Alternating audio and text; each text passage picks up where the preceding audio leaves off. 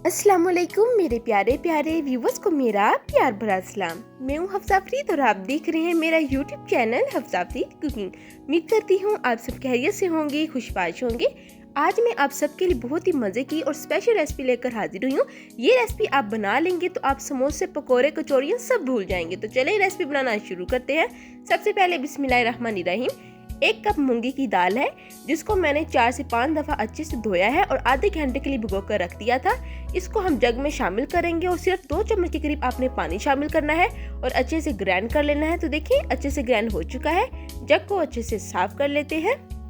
अब हम यहाँ पे शामिल करेंगे 1 टेबलस्पून भरकर घी को मैंने मेल्ट कर लिया। अगर आपके पास घी नहीं है तो आप ऑयल भी शामिल कर सकते हैं। अब शामिल करेंगे हाफ टी स्पून काली मिर्चें और हाफ टी स्पून ही अजवाइन। ये दोनों चीज़ें आपने शामिल करनी है और अच्छे से मिक्स कर लेंगे। बस यही इंग्रेडिएंट आपने शामिल करने हैं। यकीन जाने आज की रेसिपी जो है वो बहुत ही ज़्यादा स्पेशल होने जा रही है। कोई पॉइंट आपने स्किप नहीं करना। हाफ टी स्पून के करीब हम शामिल करेंगे नमक। अच्छे से मिक्स कर लेते हैं और मिक्स करने के बाद यहाँ पर एक और चीज़ आपने शामिल करनी है, वो है मैदा। तो यहाँ पर सबसे पहले तो मैं 1 कप मैदा शामिल कर रही हूँ। मैदा यूज़ करने से पहले आप अच्छे से छान लीजिएगा और साथ ही आपने दूसरे हाथ से स्पैचुला मुसलसल हिलाते जाना है ताकि कोई गुठली या लम्स वगैरह ना बने। अब आपने यहाँ पर डो बनानी है। डो कितनी थिक या थिन होनी चाहिए मैं आपको आगे चलकर बताऊंगी। आपने बस ध्यान से देखते जाना है। तो यहाँ पर मुझे जो डो है वो बहुत ही पतली लग रही है, इसलिए मैं और मैदा शामिल कर रही हूँ। तो तकरीबन मैंने 2 कप मैदा शामिल किया है और अच्छे से हमने डो को जो है वो रेडी करना है।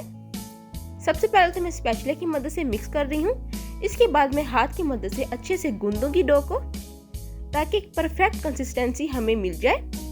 तो अच्छे से गूंद लेंगे और कोशिश करनी है कि लम्स या गुठली वगैरह ना रहे। तो देखें बस यही कंडीशन डो की होनी चाहिए, ना ही ज्यादा थिक हो और ना ही ज्यादा थिन हो। थोड़ा सा गूंद लेंगे। इसके बाद स्टे देंगे। 4 से 5 मिनट के लिए स्टे दीजिएगा। अब साइड पर रख लेते हैं। साथ ही दूसरी तरफ हाफ कटोरी घी लेंगे। घी मैंने मेल्ट कर लिया है। अब बीच में शामिल करेंगे 2 टीस्पून के करीब मैदा और अच्छे से मिक्स कर लेंगे। कोशिश आपने करनी है कि कोई लम्स वगैरह, गुठली वगैरह जो है वो ना रहे। ये मिक्सचर बनना बहुत ज़रूरी है। इसका क्या फ़ायदा है ये मैं आपको आगे चलकर बताऊंगी। तो कोई पॉइंट आपने स्किप नहीं करना क्योंकि आज की रेसिपी बहुत ही ज़्यादा स्पेशल होने लगी है। चलें जी, अच्छे से मिक्सिंग हो गई है। अब हम डो उठाएंगे और इस तरीके से आपने रोल करना है। तो देखिए डो को अच्छे से रोल कर लिया है। अब कटिंग करेंगे।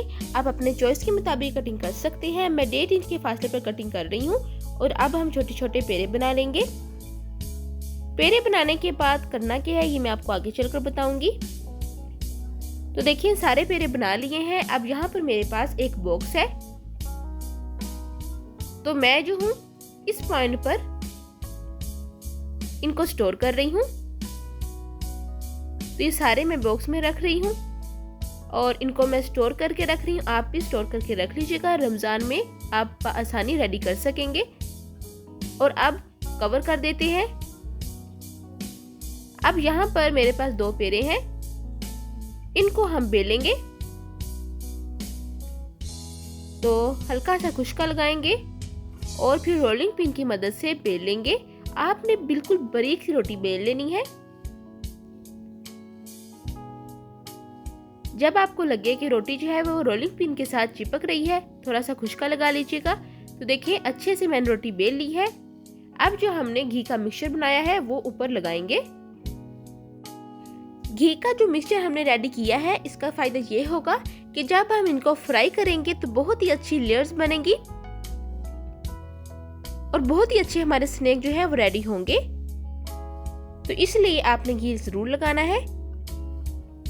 रोटी पर घी लगाने के बाद अब हमने फोल्ड करनी है रोटी बिल्कुल सेंटर में और दूसरी तरफ से भी ऐसे फोल्ड करेंगे और एक दूसरे के ऊपर रख लेंगे।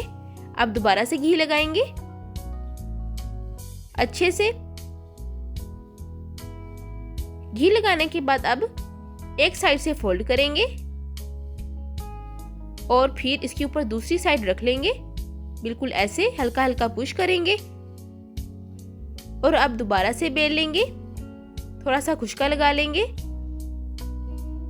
और अब रोलिंग पिन की मदद से बेल लेंगे। तो अब आपने दोबारा से फिर बारीक रोटी बेलनी है।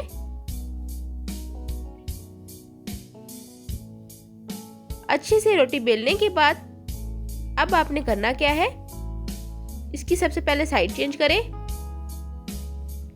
और अब इस साइड से भी बेल लेंगे और अब यहाँ पर आपने दोबारा से घी लगाना है।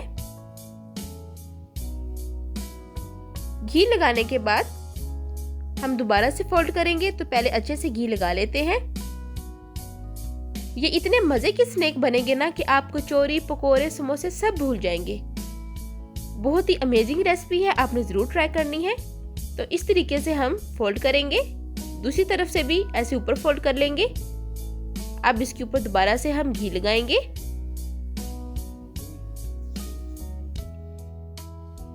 इस साइड पर हम घी लगा लेंगे। घी लगाने के बाद अब दोबारा से फोल्ड करेंगे और अब हल्का हल्का पुश करेंगे। अब आपने हल्के हाथों से बेल लेना है, बिल्कुल चौकोर साइज में बेलना है, रोटी गोल नहीं बेलनी। चलिए जी, अब आपने कटिंग करनी है। तो यहाँ पर मैं देखें कैसे कटिंग कर रही हूँ। आपने बिल्कुल इस तरह कटिंग करनी है।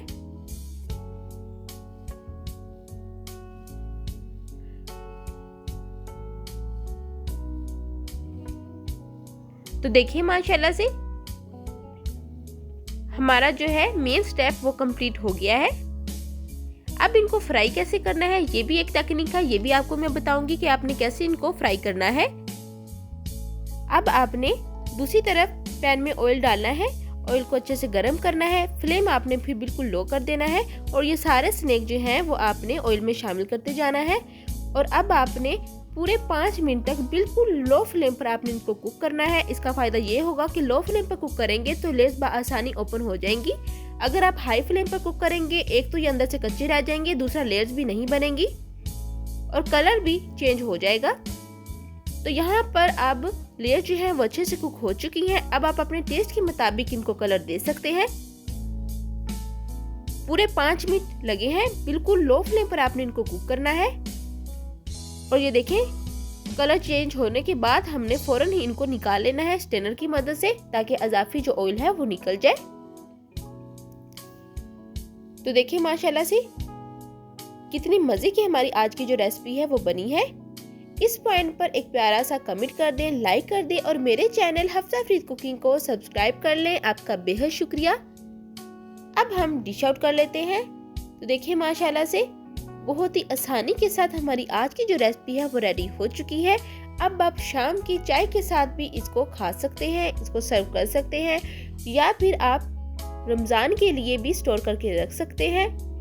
बहुत ही क्रिस्पी हमारी आज की रेसिपी बनी है। उम्मीद करती हूँ कि मेरी आज की रेसिपी आपको बहुत ही पसंद आई होगी। फिर मिलूंगी एक नई रेसिपी के साथ, तब तक हफ्सा फ्रीद को दें इजाज़त। अल्लाह हाफिज़।